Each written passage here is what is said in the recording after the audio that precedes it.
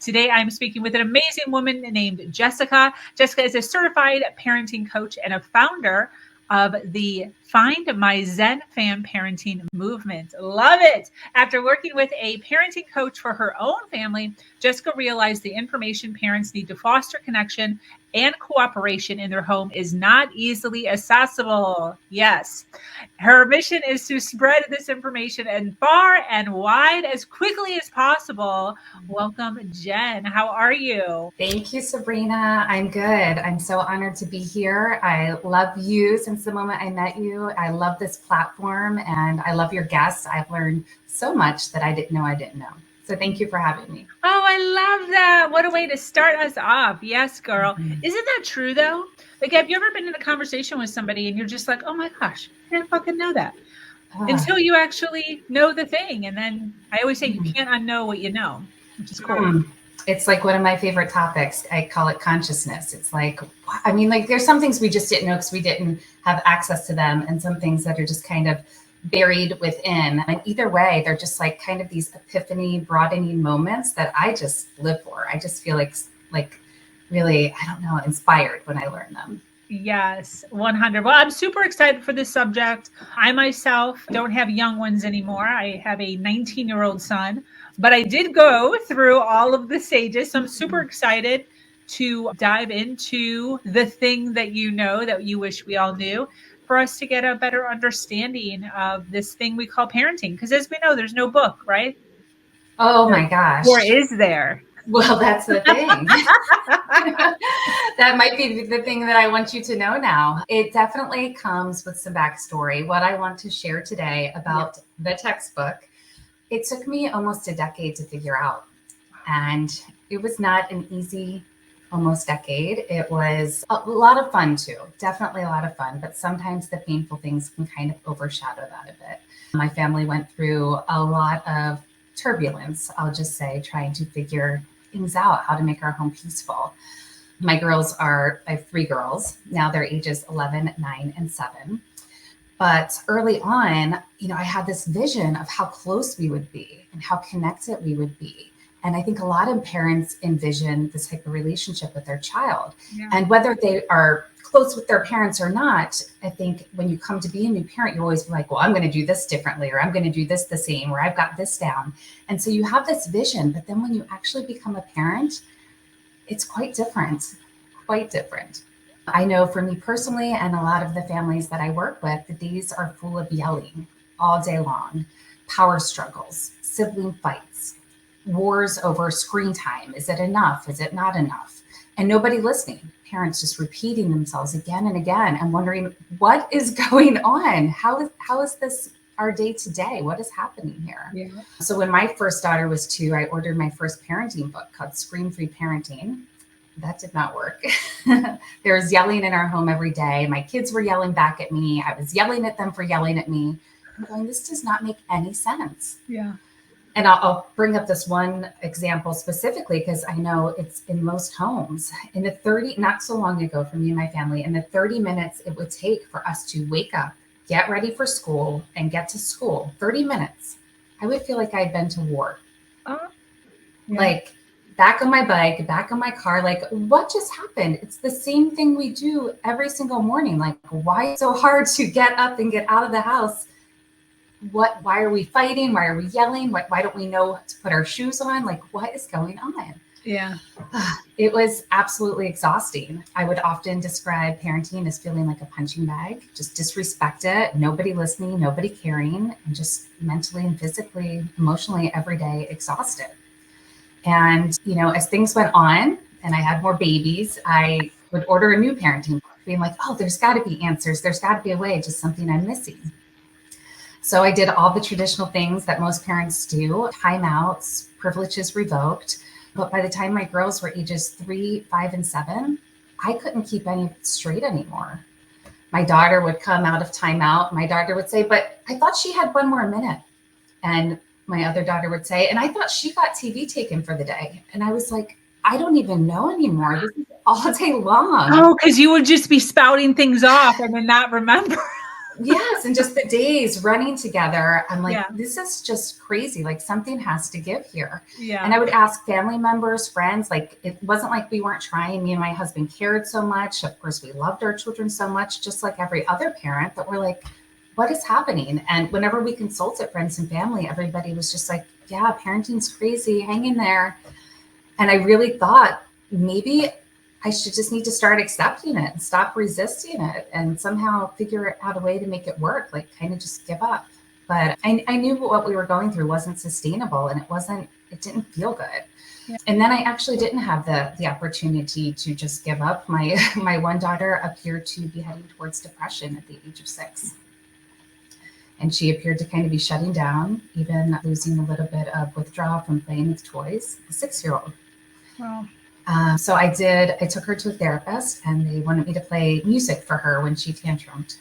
And right away I was like, I don't have time to see through finding the right therapist. Like, this is not I love music and it's powerful, but I knew that wasn't the answer. Like, something bigger was going on here that I was missing. So I get online again and I do another search, and I discover something called parent coaching exists. I had never heard of it. And right away, I was just thrilled, thinking, oh my gosh, there's other people like me going through the same thing, and other people who know how to get us out of it. And when I went on to read the curriculum, it listed all these things I had never heard of. But at this point, I had been studying parenting for almost 6 years. It listed things like attachment science, emotional intelligence, brain science, nervous system science, conscious communication. My mind was blown. First of all, I'm not a science person, but I have never been more excited about science, because I knew, since I had never heard of these things and they seemed to be scientifically research proven and driven and current, I just knew with all my being that this had to be the answer. And I signed up right away. And that is what I want to share with you, is what I learned from my parenting coach. And at the end of it's a 12-week program. It's called the Transformational Parenting Coaching Program. And they want to know at the end, what is your biggest takeaway? And I want to share with you what mine was. Mine was, oh my God, children are widely and dangerously misunderstood. And it was bigger than that. I realized as I'm saying it out loud, but wait, there was all this stuff I didn't know about myself now, currently, as an adult, as a mom. And there was all this stuff I didn't understand about myself when I was a kid, and all this stuff that people didn't understand about me when I was a kid. Yeah. And so this was the big epiphany, was putting these two ideas together. The problems that we are having in parenting is because we have humans that don't understand humans responsible for raising other humans, but we don't actually know how they work. Yeah. 100. I agree with that. My mind was blown. And while I was going through the program, and I knew each step of the way, as each week we uncovered a new educational topic, that I needed to share this information with as many people as possible. At the end of it, I just thought, I just knew that this was my calling, to save parents from the same struggles my family and I had been through, to save children from really being pulled away from themselves, their authenticity, so then they don't have to find themselves later. And I've since made ZenFam from a company into a movement, because I truly believe that this is going to solve much bigger problems that we are facing: anxiety, low self-esteem, lacking confidence, depression, substance abuse, and even suicide in our young ones. I believe that this can combat all of that when children have a strong foundation that the Transformational Parent Coaching Program provides. Yeah. So I don't know about our listeners, but the very first question that I have is, how are those 30-minute mornings now? Oh my gosh, so much better. How? And our nighttime routines. So let's see how to break it down. So within that 12-week program, you learn a lot of different things. But just to roll out emotional intelligence alone in the home, it's a multi-step process that takes practice and learning and experience again and again. So for example, if my child is dragging her feet, getting ready for school in the morning, and instead of going in and saying, come on, I don't know what the problem is, you know what to do, why do I have to tell you every day? But instead I go up to my child and I go, hey baby, I see you're really into that stuffed animal right now. That stuffed animal's fun, huh? Well, what are you going to do? You're going to take that in your backpack and play with it at recess today, or are you going to put it somewhere safe for after school so you can come right back to it? Because right now we have to focus on getting dressed. And then I meet them where they're at. I'm tuning into what's going on in their fantasy mind at that moment. I'm helping them get their needs met instead of and I'm connecting with them instead of commanding and demanding. And it's when we connect that we get cooperation. Beautiful. So often we command for cooperation, but we actually have to connect first. Did you see a difference in the age groups? Do you have 3 of them? As far as some of them connecting to what you were doing, some of them being too smart for it, backlash, how'd that work out? Well, my girls are really close in age. They are only 22 months apart between the first 2 and then 17 months between the bottom 2. And so that was the other thing. I was like, how are 3 elementary school kids kicking my butt? But they all have their unique personalities, as every child does in every family, which is a whole separate fascinating conversation, how the same kids raised by the same caregivers can be completely different. But I would say they've all responded to it when we cater it to their personalities. But emotional intelligence, and actually let me talk about brain science a little bit, because I mentioned that, and this has a lot to do with that morning routine, is our children, if I go up to them and say, I need you to put your shoes on, I need you to get your book bag, and I need you to come eat breakfast. This is a function of the prefrontal cortex in the brain, and that's multiple sequence directions and the ability to follow it. And this part of the brain doesn't begin forming until the age of 7, and it isn't finished until the age of 25. So when our children are listening all that instruction that seems simple to us and seems like they should be able to follow, it's just actually not within their brain capabilities to get it right every time. Okay. Yeah. And a lot of times we imply that they're being bad, they're being disrespectful, they're not listening to us. And when we tell them those things, they actually start to believe it, because just like most of us adults and parents, we don't know about the prefrontal cortex. And so our children don't either. So if us as the caregiver, who they love more than anything, is telling them it's because you don't care about me, it's because you don't listen to my words, they take on these beliefs about them as a person and as a human being. Yeah, let's touch a little bit on that. I know the inner voice has a lot to do with that as far as parenting goes. Can you share some of that with us? Yes, absolutely.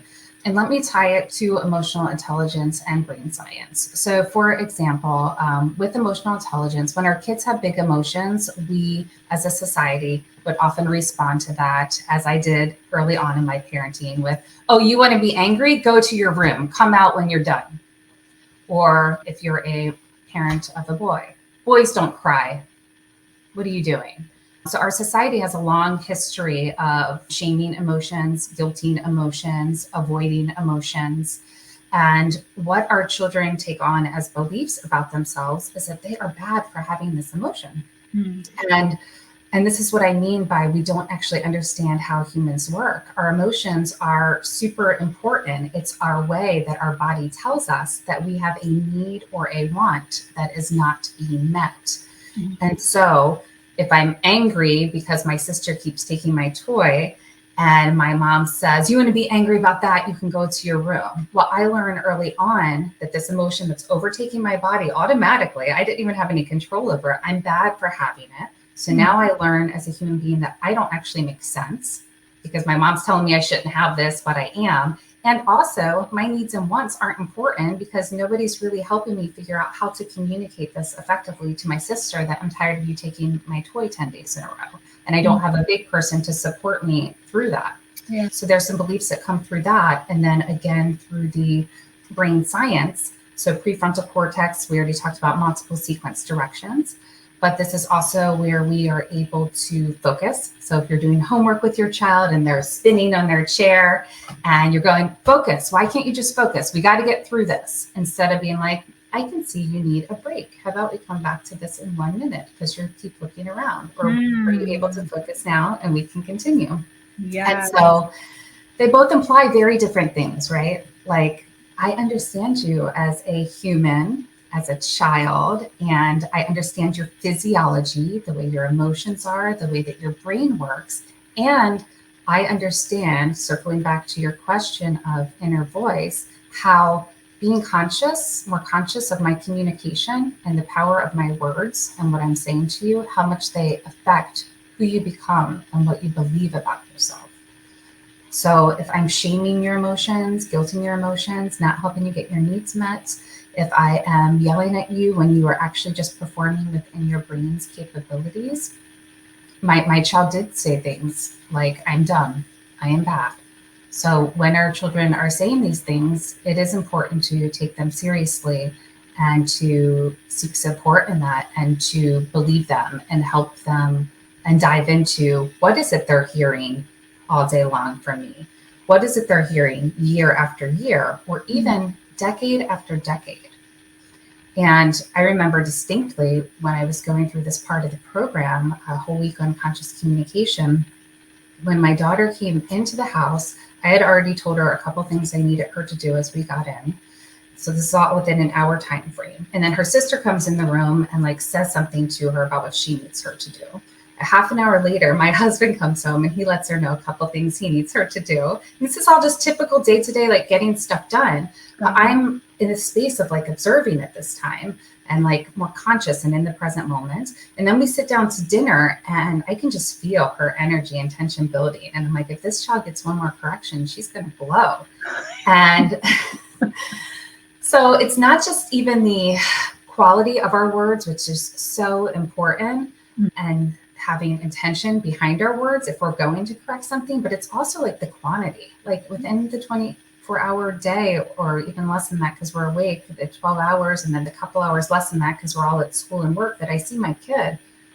What are they hearing from me? What's the quantity? What's the quality? And it's so important because this is what protects their self-esteem, what builds their self-worth, their confidence, their ability to trust their intuition and get really close with themselves and start to look at, and so that they can be empowered. So later in life, when they have these big emotions that hit them from a breakup, a bad grade, whatever it might be, a friend fight, they can go, wait, I've experienced anger before. I've experienced sadness, and we have a process for going through it. And that process is everything, and it can carry us through most situations. And it's pausing for presence, right? Not letting, even though our body feels like it's being chased by a tiger, right? Because we just start shaking, our heart starts beating, we remain present instead. And we go, wait a minute, it's just my daughter not listening to instructions. I'm not it's not actually an emergency. And then we let ourselves feel that, let it actually go through our body instead of stopping it. And then we can name that emotion. Oh, the girl. Okay. Underneath that is present. What is underneath this big emotion? And it's that I want or I need this. Well, how can I get that met? So this leads us to empowerment and problem solving. And so that's what I do with my kids when they're angry now. Well, what are you going to do about it? And maybe they have some answers and maybe they need help. And if they need help, I'll say, well, here's some suggestions. What do you think about these? And then they can have something to fall back on the next time that situation arises, or they can go and fix the current problem that they're in, trying some of those. Beautiful. When you started learning these new things, did you have a family sit down to say like, hey, we're going to start doing things differently? Or did you just start to implement things and then there was an obvious shift? Oh my gosh, there's so many layers to it, right? So many layers. It was a little bit of like, well, let me test this out first. Do I believe this? Let me get buy-in with my husband because it's going to be good if we can both move forward at the same time. And let me tell you, the first time I practiced emotional intelligence with my daughter, it just blew my mind. And I knew with every part of my being that this was big part of the answer. Yeah. So traditionally, where we would have yelled at her to go to her room when she was hitting or biting or kicking her sisters and told her to not come out until she was done, I instead got on her level and I said, it's okay, baby, I got you. And I picked her up because you still don't want them to hurt anybody. You still remove them from the situation if something physical is going on. Yes, if they won't just come with you. Mm-hmm. And I carried her to her room and she's screaming, get off me, get out of my room. And I said, I'll go, but I also want you to know that you don't have to go through this alone. And I can either wait in here with you or I can wait outside your door. And she stopped screaming and crying. And I swear, like her eyes bugged out of her head. Like, what did you just do with my mom? And she just kind of put her thumb in her mouth. She's a thumb sucker. It's so cute. And she just kind of nodded and kind of looked at me skeptically, like I could stay there. And so I stayed and I waited and I focused on my breathing so I could remain calm in the situation. And slowly her nervous system started to calm as well. And I said, oh, that was big. She goes, yeah. I go, what was that? Anger? She goes, yeah. I go, sad? She goes, yeah. And I go, well, do you want to tell me what's going on? And again, she's still like confused, but also I saw relief in her eyes, like right away, like, finally, Mom, you're showing up for me. Like, you're here for me. I'm not bad. Like, I could just see it in her face. And I knew right then, like, this was it. And it took a lot of practice after that to do it each time. And, we worked through what she was angry with her sister about. And, well, hitting didn't feel good, did it? And it didn't solve your problem, did it? She goes, no. I said, what else are you going to do? And it takes repetition. It takes practice. It takes a while to get good at it, but it's so, so worth it. It's absolutely transformational when your kids know that they are safe to have their feelings. They're safe to talk to you about anything that's going on, anything that they want to, and that you are just going to listen. And that's all we need to do most of the time. And then offer if they need help problem solving, or if they want us to listen to them problem solve. But then the earlier that they learn that their problems are theirs, we're going to support them through it, they're going to be able to handle anything that comes their way. And the family as a whole is going to be able to work together and just have this process so down pat for like decades that they are going to be fine when they go to college, fine when they go into young adulthood, because that practice has been there for so long. Yeah, definitely.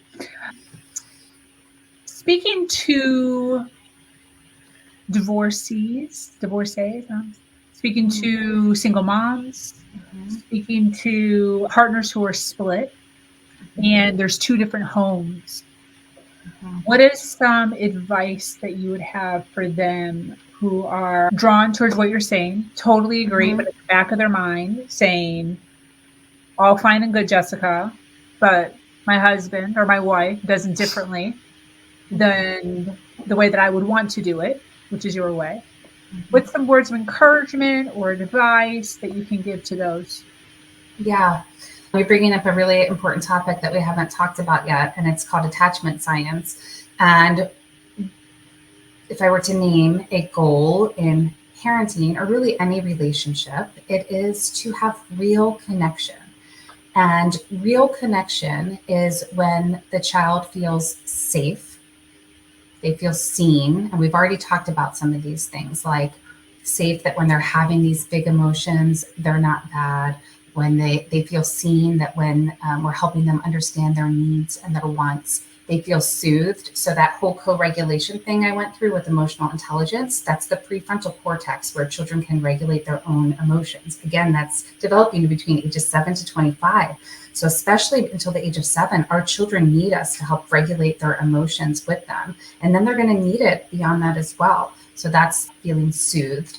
And then safe, seen, soothed, and secure. And secure has to do with when children have this strong foundation and practice of all these things, they're going to be resilient with whatever comes back to them.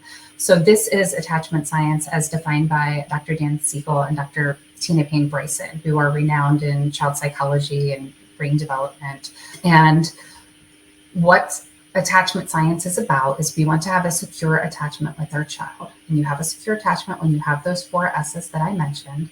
And really, it's only necessary for a child to have that with one caregiver. Of course, both caregivers is better, right? The children will just have more stability. It's going to be easier for the other caregiver to have the other person supporting them. But really, it just takes that child having one secure attachment with one caregiver to have the chance at resiliency and stability and capabilities to make great decisions, bounce back when they don't make great decisions. So for parents who are divorced, single parents, I've worked with some single parents, and I think that they love to have a second sounding board, because part of being in a partnership is I can ask my husband, what do you think about this? And we kind of can work together on things. And so working with a parenting coach, they kind of have another sounding board if they don't have that relationship with their ex-partner. And most of my clients are women. It's usually the moms who kind of step into this role and head this type of thing. But I always strongly encourage, if things are really bad in your home, things are going to get a lot better a lot quicker when both go through the program together. Because it's one thing to teach somebody else something, but when you're teaching your partner that, it's like a whole different dynamic that's just really, really challenging. I experienced it firsthand, and with a lot of my clients I've worked with, it's what we talk about a lot as well. So it is possible for your child to have stability and secure attachment with just one caregiver if both caregivers do not want to be involved. And if anything, it's going to give that child an even nicer foundation for when they are dealing with maybe more turmoil or more yelling in the other home, to know, well, I do know the proper way to handle this. And they're going to learn how to regulate themselves and bring themselves to calm quicker, and how to talk about the things that are going on in the other home instead of just harboring them inside, which of course creates all kinds of problems when we keep those things internal instead of having somebody talk about those with. Can you repeat the 4 S's for those that might want to write it down? Yes, sure. Safe, seen, soothed, and secure. So this is what I define real connection as, and what Dr. Tina Bryson and Dr. Daniel Siegel have defined it as. They have an amazing book. It's called The Power of Showing Up, where they talk about those 4 S's. And to have a secure attachment, I consider that real connection. It's where a person feels unjudged, they feel supported, and they feel like they can be their authentic selves in the relationship. We know, opening up, that you said you have an 11, 9, and 7-year-old girls. Yes. Can we speak for a moment to those parents out there who have older children who are 12, 15, 17? Are they screwed? Is there hope? Can we speak to them for a moment? Because a lot of times they're sitting down when their girl is 15 and they're like, I wish I did it a little bit different when they were 7. So what's some words of encouragement or some steps that you can give to those out there that are, have older children? Yeah, absolutely. That's a wonderful question. So I want to start out by saying that change is possible at any stage and age of our lives. And Sabrina, I know you've been through so much well past your teenage years and early adult years, and you've completely transformed your life. Yeah. I know I have done the same. So there is always hope. And a lot of my clients have been teachers who have been working with children for years. I've had counselors, I've had therapists, I've had pediatricians as my clients, which I think just goes to show people who are already in these fields of wellness know that there is always more to learn and know and to become current on. So it's never too late. And I also want to say this, at the same time, our children are the most impressionable between the ages of 0 and 7. So even in the womb, they are picking up any stress that is going on around them in the home, and they are kind of absorbing their identity mostly during those first 7 years. I want to point out one other thing at this moment when I talk about how humans are raising other humans without actually understanding how humans work. And when I want to ask this question, what do you think that humans want more than anything in the whole world, whether an adult, a child? I know when I went through the program, I didn't have this information, but it made sense to me. Yes. Sure. What do all humans want? To be heard. Is that wrong? Yeah. Well, no, I mean, it's definitely part of it. It's connection. Connection. Okay. All humans want connection. Yes. So the reason I bring it up now, from ages 0 to 7, your child is born into this world to just adoring you and really needing you for survival. And they will do whatever it takes to win your approval and your love and your connection. And so from that first 7 years of age, they're in a hypnosis state anyway, just with how their brain functions. And we don't even have to teach them anything. They are absorbing how to be accepted and how to experience that connection. So oftentimes they will kind of derail off of their authenticity if they're like, oh, my mom only praises me when I perform in a certain way. Or my mom only gives me attention and will play with me after I've done all the things, or whatever it may be. So laying the foundation for our children in those first 7 years where they are understanding what it takes to be loved and accepted into this world is very important. Once children get around to the age of like 13 and middle school, it's going to get harder, because if we haven't already set up that foundation, now they are looking for new kind of guiding stars, North Stars, somebody to follow. And if we don't have that strong foundation with them, they're most likely going to follow what their friends are doing and look for somebody outside. But it's never, ever too late. It just gets a little bit more difficult when they're in the middle school and high school years. But absolutely chipping away at this, laying the foundation. And like you said, how did we introduce this to our family? And I mentioned there was like multiple layers of, we do family meetings, like, hey, what does everybody think about this new process? Or, hey, what's going well for you? What isn't? So, you kind of treat it differently as you go along with the different ages to kind of meet the kids where they're at. Like younger kids, you do a lot through play and things out, where I definitely encourage middle school homes, high school moms, Sunday mornings over breakfast, 15 minutes, like, hey guys, what's going on in the family? What's not? And everybody can have a chance to come up with some new processes and really have input to the values that the family is focusing on and the boundaries that align with that. So this program is foundational for all ages and stages, even grown parents who want to figure out what went wrong, why their children don't confide in them today or don't really want to spend time with them. They can get an understanding of what children actually needed to feel that connection and what they actually got and where the miss could have been. And then they can do repairs on that. Oops, your audio's off, Sabrina. Thanks. I'd like to, as we're kind of closing up here, talk a little bit about ego. Yeah. So ego, love this topic. A lot of us don't know that our inner voice is actually not really always telling us the truth. And our ego is often a result of our conditioning and what we've taken on as beliefs to feel connection and to feel accepted, either by our caregivers or by society, our friend groups, our teachers. And so it's often that voice that's telling us we can't do it, or we're not good enough to do it, or, oh, that could never be me if I have this dream of this certain career.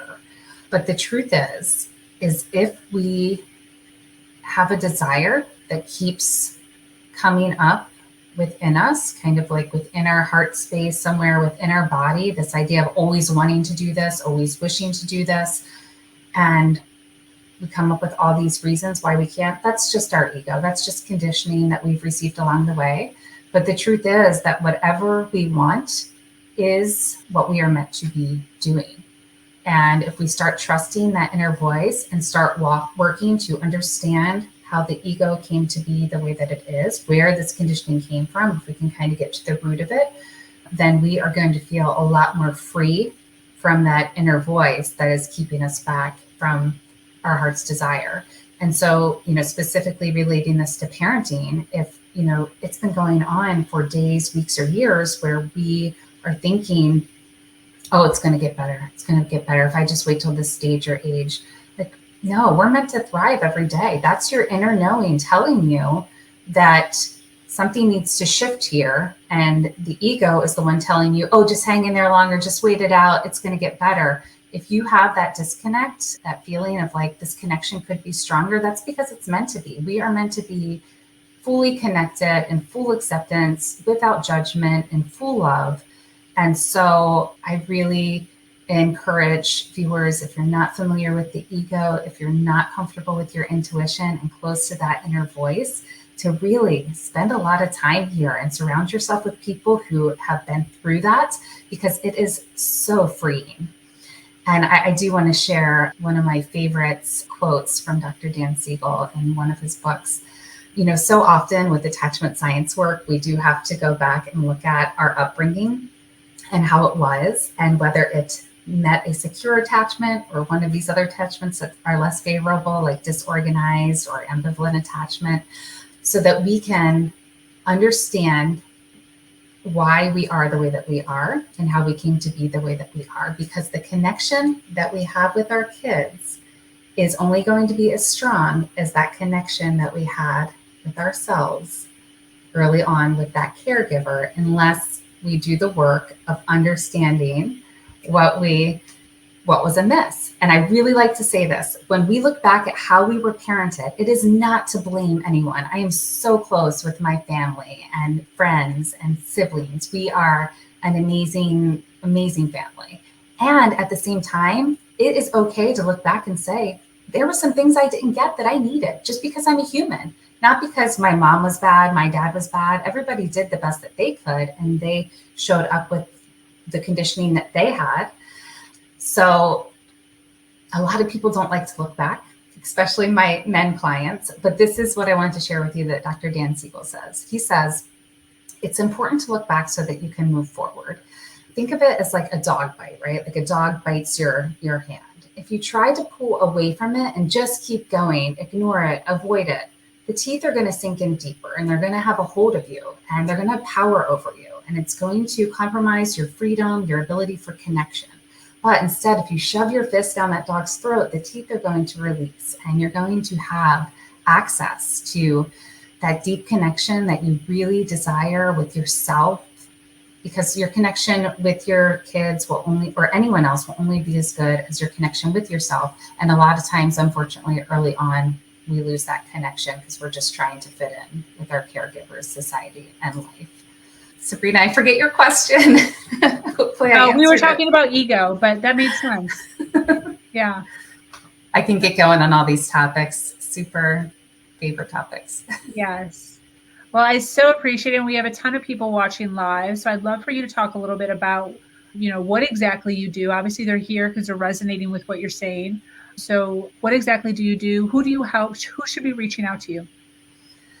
Yes. So parents, if you are struggling with yelling in your home all day, if sibling fights are driving you nuts, there's power struggles, you are not feeling this connection with your child, this program is for you. Generally, what I provide is a 12-week transformational parenting program. And it's for those who are ready to, who have had enough, who are just ready to be in charge of their life, not just let their life happen to them. People who are ready to commit to having the relationships that they desire, and committed to being the leader that really is their responsibility as having a family, to lead their children to what real connection is. So it takes commitment, and it takes a willingness to be okay with, it's really not any of our fault for the way that things have gone and what we've learned so far. Honestly, parenting, everything that I've learned is from research within the last 10 years. So it's relatively new. This information was not available before. And if you look up a lot of the things to do, it's timeouts and reward charts. And really, those actually create a lot more harm than good. So my clients have done all the things. You've read the books just like I did. You did the positive parenting app, and nothing is shifting, and you are ready for real changes. So the best thing you could do is go to my website at findmyzenfam.com. It's listed here, and you can book a free call with me. It'll be about 30 minutes. You can let me know what's going on in your home, and I can let you know if this program is a good match for you and your family. And I do individual coaching, group coaching, and couples coaching. So lots of options. That's fantastic. Where can people find you? We have your website, findmyzenfam.com. underneath your Yes. face. It's also clickable. But where do you hang out at on social media? Where can people follow you? Yes, I'm on 4 different channels: YouTube, Facebook, Instagram, and TikTok. So you can reach me there. And then I send out a lot of email content as well. So you can sign up for that through my website. And I do free webinars and challenges. So the best thing to do is probably go to my website for all of that information and connect where it's a good match for you. Fantastic. And why do you do what you do? You know, we had so many good times too. So I don't want to say like the time with my kids was horrible. We had so much fun, so many laughs. But I do know that um, parenting is meant to feel good. Now that I know what I know, we're meant to thrive every day. And starting tomorrow or waiting another year, like I did all that. And I just want to save parents the time. I want to let them know that textbook is finally here, and there's a lot of wrong ones out there. So I really want to spread this information as far and wide as possible, because I understand now the pain that this causes us as parents, our children, how it prevents them from showing up confidently in their world as they start to grow up. It prevents them from being able to combat peer pressure, for example. If they are in this command and demand home where they just have to say yes, they can't negotiate, and they aren't allowed to say no to anything, well, then that actually carries over into their other relationships as well. And they become a yes man, and they become susceptible to peer pressure. And when our kids don't know how to handle these emotions, they're going to meet them later with substance abuse.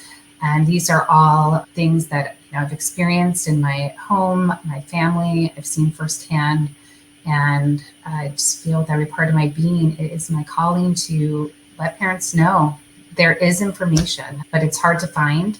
And I'm really excited for it to become more mainstream, because I think we're going to see a big change in the mental health of everyone, families, children, the parents. I think it's just going to be more enjoyable most of the time and make more sense. Yes, fantastic. Well, I thank you so much for being here, for hanging out with us, for sharing some amazing insights to parents to be able to flow a little bit better in their home. And for those of you that are watching the live and that would love to connect with Jessica, like I said, her link is right behind, in front of her face area. It's also in a clickable link underneath. And I'd love to make sure that you guys connect. I would just say there's so much that parents have to overcome to reach out for support. But I want to just let you know that you're not meant to do it alone. We are all meant to connect, not just with our children, but with one another. It's everything that you do, Sabrina, supporting one another. But that's a big thing. Like society implies we're supposed to know what to do, and we have to do it on our own. But that's only sustainable for so long. And then people begin to break, and it gets real messy, and it gets really hard to get out of. And I was never somebody who accepted care and accepted help or believed that support was for me or my family. We were that average, normal family. Like I never pictured we would have such disconnect. So I just want you to know that we're super complicated, and we're also super fragile. And while we need to forgive ourselves and each other quickly and move on, we also need to become more conscious of the things that we're doing daily, the things that we're saying daily. And with just a little bit of practice, all of that can become really smooth. And then we can just kind of move more fluently and confidently, knowing that we are setting ourselves up and our families up in the best way possible for strong mental health and a happy life. Beautiful. Well, I thank you so much for being here and sharing with us. Thank you for those of you that are watching live. Thank you for those of you that are watching on the replay. This community is expanding every single day, and it's filled with females who are striving to do better than they did yesterday. For those of you that are new to this show and love content like this, make sure you hit that subscribe button, follow, like, and share. If you have an amazing story, content, ideas, theories to share, be sure to reach out to me at hernation.life. I am your host, Sabrina Victoria, and I'm so grateful to be here sharing a platform that allows people to share their truth and inspire others. As always, do something else.